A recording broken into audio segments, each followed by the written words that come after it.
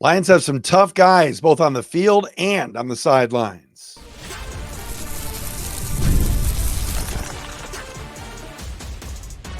You are Locked On Lions, your daily Detroit Lions podcast. Part of the Locked On Podcast Network, your team every day. What's good, everybody? Matt Dery with you. It is another episode of Locked On Lions right here on the Locked On Podcast Network, your team every day. Today is Tuesday, September 24th, and a Wednesday, September 25th. Thank you to all of you that watch and listen to the program daily, our everydayers that are out there. Shout out to some of you, including Mike Hanchman.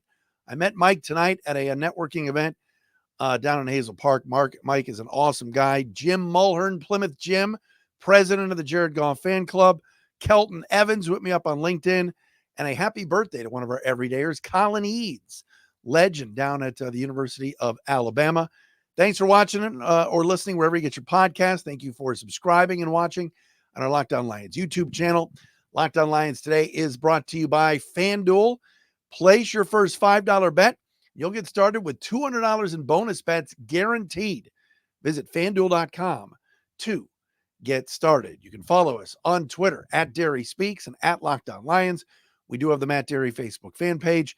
And again, please subscribe and watch us for free on our Locked On Lions YouTube channel. Lions will host the Seattle Seahawks for Monday Night Football coming up this coming Monday night, 8:15, prime time at Ford Field. Seattle off to a 3-0 start.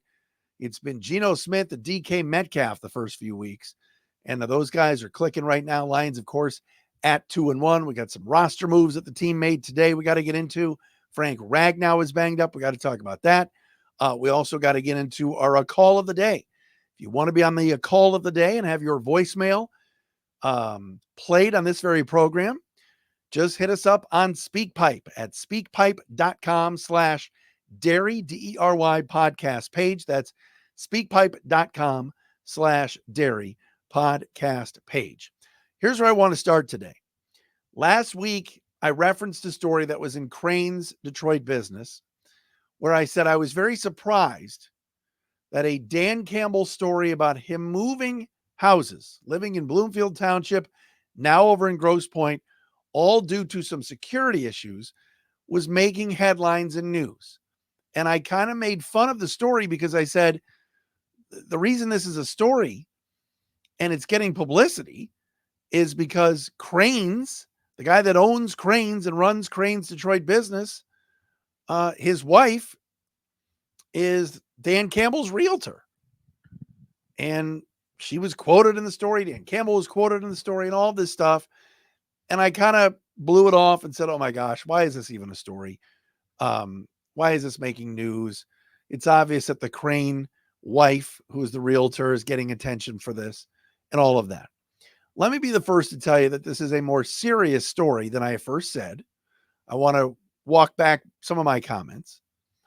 And I want to say this. The Detroit News and the Detroit Free Press both have done some more reporting on this. They have FOIA'd police reports and everything else. And here's what I want to say about it.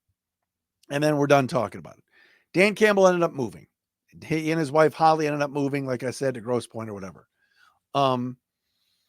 They had to move out of their house because the night the Lions lost to the 49ers, this according to both the Detroit News and the Free Press, they both had it. One of Dan Campbell's daughter's classmates in high school, Campbell's daughter, was home at their house with her boyfriend.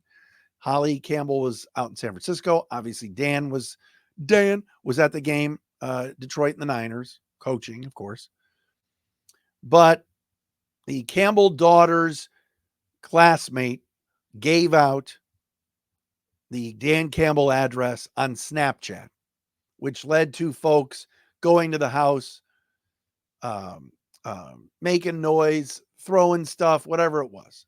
All because, and this doofus student, high school kid, and again, look, high school kids are going to do dumb stuff. All right. Their brains aren't fully formed yet. I'm not saying to put this kid in jail, but and there was a police investigation. But unfortunately, this kid put the address on Snapchat, dropped some F-bombs about Dan Campbell and some of the play calling and some of the aggressive going for it's on fourth down. And that caused these young fans and these students and high school kids to harass the daughter to the point where, they had to leave the house, all these things. And it turns out their privacy has been certainly violated, and now they have moved. All right. Dan Campbell has said all of the right things. When Dan Campbell was asked about it the other day, he said, I love our fans. I'm not going to get into this. He doesn't want to talk about it anymore. He's done with it. And I don't blame him. But this is where we are a little bit in society when we get angry, when our teams don't win, when things don't go our way, we start attacking people personally. Right? Again, this was a high school kid that did something stupid, putting the home address out on Snapchat. Other kids hopped on board of this, and it forced the Campbells out of their home. They didn't want their privacy invaded anymore. They lost a football game. Dan Campbell is an incredible guy.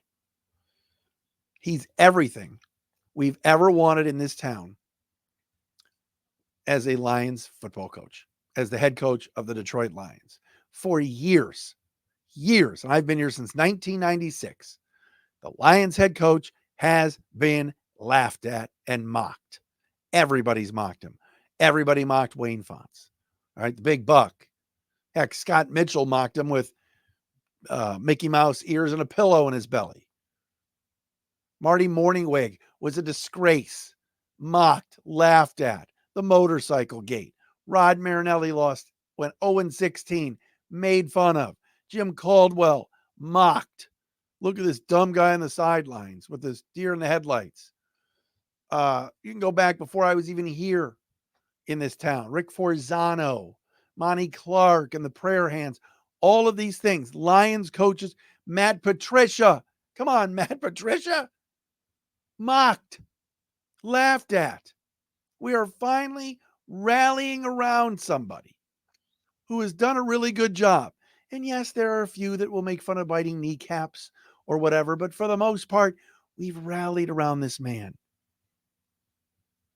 And some high school D-bags are going to his house and putting out, come on, what are we doing? Why? What are we doing? And I'll tell you one thing, Dan Campbell is one tough son of a gun, because he was interviewed for the story. He was asked about it. He stood in there, ended up having to move his family. I know he's got a son and a daughter. That's hard. Dan Campbell is a human being. So is his wife, Holly. So are the kids. They're people. The last thing they want is to not feel safe in their own home. And again, we've hit a point in society here in 2024. Just ask the people in Springfield, Ohio, what they're going through, because just people suck sometimes. They just suck. It's cool to harass. It's cool to get on social media and bully. It's just unfortunate. So I tip my cap to Dan Campbell for taking care of his family and figuring it out and getting them somewhere where they can have some privacy. They lost to the 49ers last year for a lot of reasons. It wasn't just Dan Campbell. Jahmyr Gibbs fumbled. Josh Reynolds dropped passes. Ball hit Kendall Vildor in the effing face and bounced in the air. All right. So I don't want to talk about this anymore. I wanted to address it on a Tuesday. Lions have an off day. Been reading about this. I feel sorry for the Campbell family that they had to go through this. Thankfully, everybody's fine physically. And there was no, it just sucks. So kudos to the local papers, the Free Press and the News for foiling this and putting this out there. I just hope we can drop it now and talk about football, because Dan Campbell has done a whale of a job, and he is by far the most popular sports figure in this town and a great coach. And I get it. What AJ Hinch right now is doing with the Tigers, he's doing a heck of a job. All right. He's not banging any garbage cans or cheating this time. He's got this team going to the playoffs, most likely. Done a great job. But Dan Campbell has done something here. I mean, who was the last coach to win 2 playoff games in the same year? Got to go back to, 1957. So I just want to get that off my chest. Thank you for listening on that. And we're going to move on and talk about some football. Frank Ragnow has a torn pectoral muscle. I have said on this show, I said on the Locked On NFC North preview show, the most valuable player on this team might be Frank Ragnow. Is he going to play Monday night? We'll talk about it coming up next. Locked On Lions is brought to you by FanDuel. NFL fans, you can start the season with a big return on FanDuel, America's #1 sportsbook. So when you get a hunch in the middle of a game, you can check out the latest stats, view live play-by-play, and so much more on the same page where you place your bets. You'll get started with $200 in bonus bets guaranteed when you place your first $5 bet at FanDuel.com. That's FanDuel.com. Tigers just keep winning. Want to put some money on them tomorrow night when they face the Tampa Bay Rays at Comerica Park? You can do that. College football in full swing. Big game Saturday night, Michigan State and Ohio State. And, of course, the entire NFL card. Get it all at FanDuel. It is FanDuel.com, America's #1 sportsbook.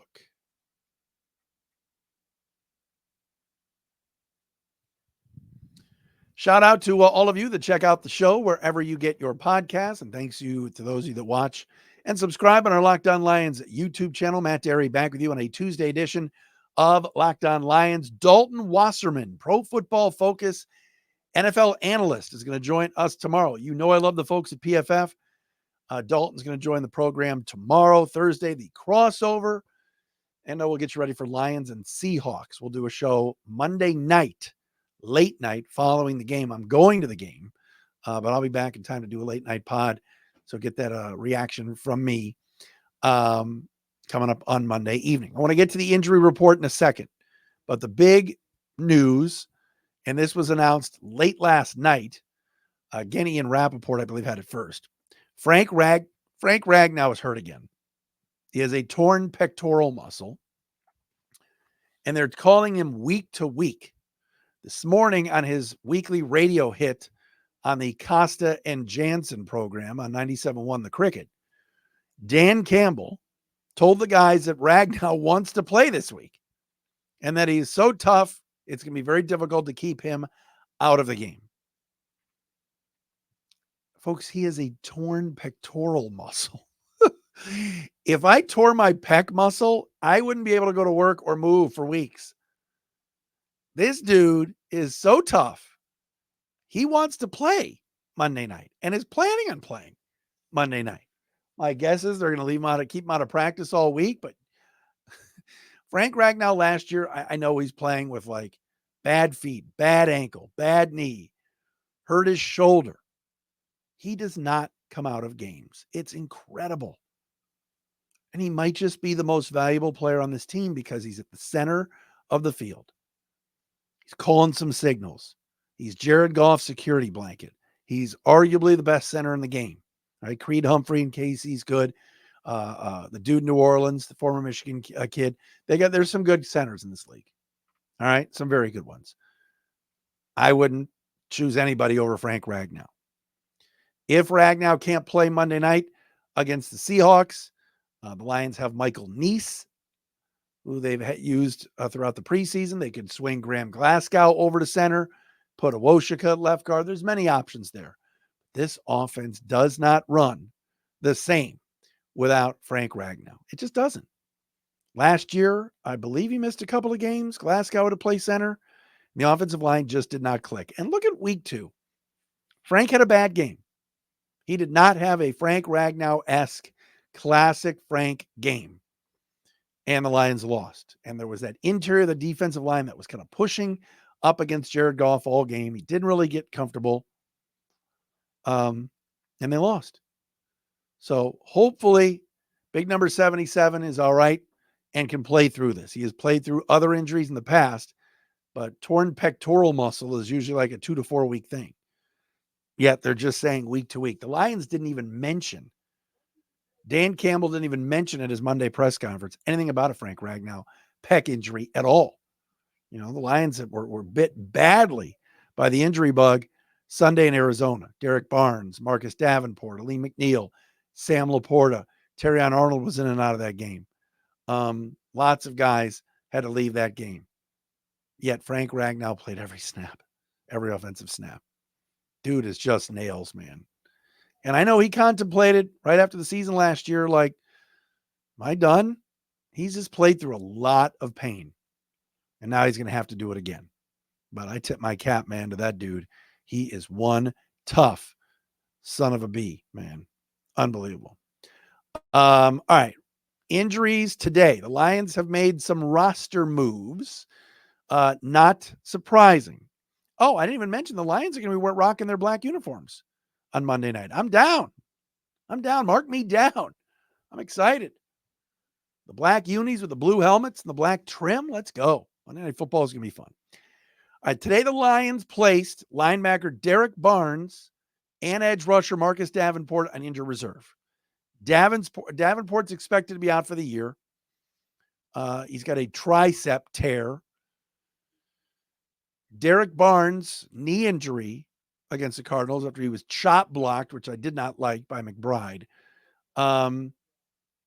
is at least going to be missing the next 4 weeks, which is what the rule is. You got to miss a minimum of 4 games if you're on injured reserve. Now, remember, next week, the Lions have a bye week, so he'll have to miss 4 after that, but he'll have 5 weeks to try to get ready to go and get back up and running. Derek Barnes was having a really good year, whether he was playing on the edge, whether he was a Sam linebacker. He's a good football player. He will be missed.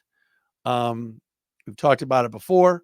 What are the Lions going to do without Davenport and Barnes? There are options. Mitchell Agude is on the practice squad. James Houston. There's options. We'll see what the Lions end up doing. Also today, Tim Patrick, wide receiver to the Stars, has been signed off the practice squad and now is on the 53-man roster. Patrick's played pretty well so far. He's made some plays and he's gotten a lot of reps. Had more snaps this past week than Khalif Raymond did. Patrick goes from the practice squad to the active roster. Safety Maurice Norris, who had some good, decent moments during training camp this year, has been signed as well. Lions, of course, have Brian Branch right now in concussion protocol, and Ife Melifonwu has been out the first 3 weeks with an ankle injury. So Maurice Norris is up. So the Lions still have one more roster spot left and open. And with the Ragnow injury, the Lions, I think, are going to wait and see on what they're going to do. They could elevate Kyle Pecco from the practice squad. There's a lot of things that the Lions could do with that one spot open. But for right now, there is a roster spot free. So we will have to wait and see. I still see a scenario at the trade deadline where the Lions are making a move for some sort of edge rusher. And hey, look, we've talked about this. Now's James Houston's chance, right? We know he can't play the Sam, but Davenport's out now. You're going to have Pascal rushing the passer. Barnes was a guy that could come off the edge. Now he's going to be out. The Lions are limited at what they're doing with edge rushers on this team. That leaves a guy like James Houston to step up and make some plays and maybe be a force on third downs and get to the quarterback. But all of a sudden, the Lions, who had a lot of depth along that defensive line, all of a sudden really don't. I mean, Pascal now, the way Onwuzurike's playing, Reeder, hopefully Lee McNeil's okay. Mekhi Wingo, the rookie, plays a lot. It's been really solid. Pascal now, you're not going to see him on the inside. He's going to be just on that edge. So we'll see what the Lions end up doing. Isaac Ukwu's on the practice squad. Mitchell Agude's on the practice squad. And both of those guys had really good training camps. Derek Barnes is a big injury. I know Davenport is big too. Unfortunately, Marcus is always hurt. Derek Barnes was really just a versatile linebacker, could play everywhere. Teammates loved him. And man, I thought that chop block was cheap. I know it's the rules state that when you engage with a guy one-on-one at the line of scrimmage, that's a legal play, but I don't like it. I don't like it at all. It sucks that Derek Barnes is out. Speaking of sucks, did anybody watch the Bills and Jags last night? My gosh, Jacksonville is horrible. What is that all about? And Jaden Daniels rocking for the Commanders last night. Ooh, baby. Trey Hendrickson, keep an eye. If the Bengals just go in the tank, Trey Hendrickson reportedly wanted out of Cincinnati this offseason. Played for the Saints and has Aaron Glenn and Dan Campbell ties. Trade deadline, Trey Hendrickson. I'd love to see him in a Detroit uniform. That'd be cool. Really good edge rusher. All right. Coming up next, what do we got here? We are going to have our call of the day. One of our everydayers checks in. We'll do that coming up next right here on a Tuesday. LO Lions.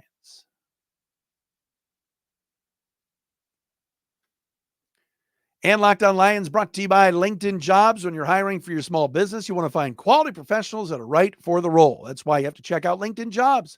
LinkedIn Jobs has the tools to help find the right professionals for your team faster and for free. If you've not been on LinkedIn, I'm there all the time. You put that purple hiring frame around your avatar picture, and people know that you're hiring. And everybody's on LinkedIn, so you post your job there. People are going to see it. LinkedIn isn't just a job board. LinkedIn helps you hire professionals you can't find anywhere else, even those who aren't actively searching for a new job, but might be open to the perfect role. In a given month, over 70% of LinkedIn users don't visit other leading job sites. If you're not looking on LinkedIn, you're looking in the wrong place. On LinkedIn, 86% of small businesses get a qualified candidate within 24 hours. Hire professionals like a professional on LinkedIn. Post your job for free at linkedin.com/LockedOnNFL. That's linkedin.com/LockedOnNFL to post your job for free. Terms and conditions apply.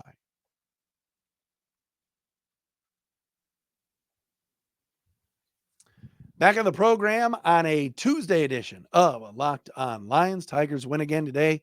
Tarek Skubal doing work. The Twins are gagging again. Man, Tigers are going to make the playoffs. Isn't that amazing? What a run. That's wild. All right. Lions, Monday night, raucous Ford Field.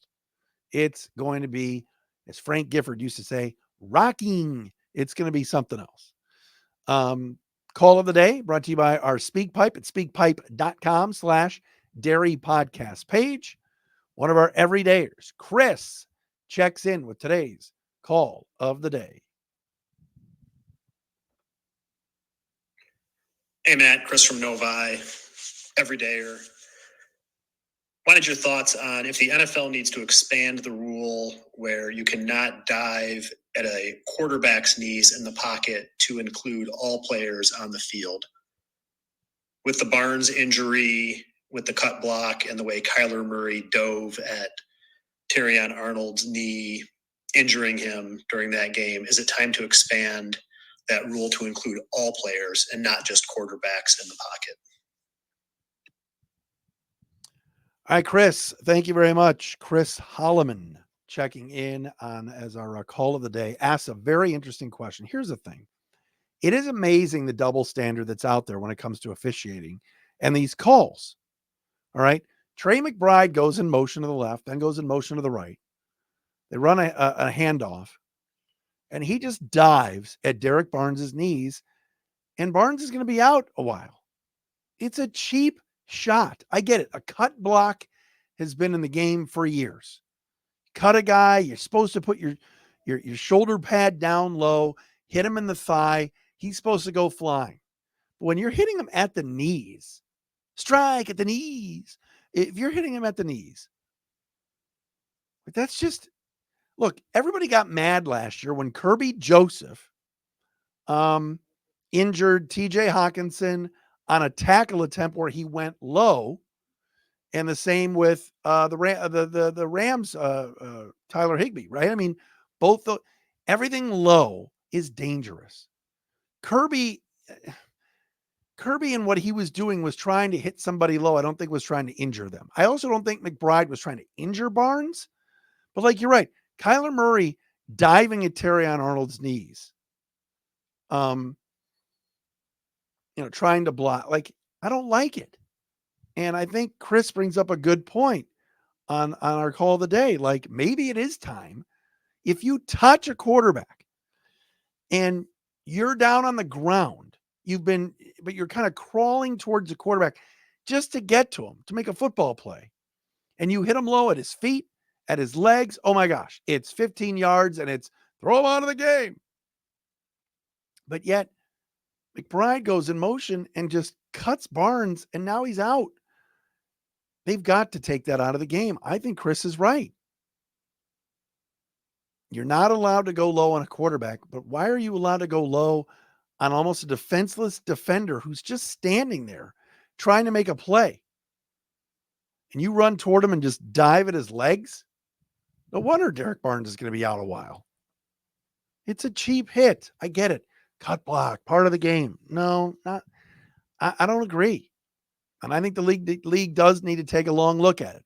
Occasionally you will see fines that come out on the Saturday before the Sunday from last week where they really take a close look at some of these things, but it's a dangerous play. And for a player like Derek Barnes, if you're McBride, just why not go high? Why not just block him normally?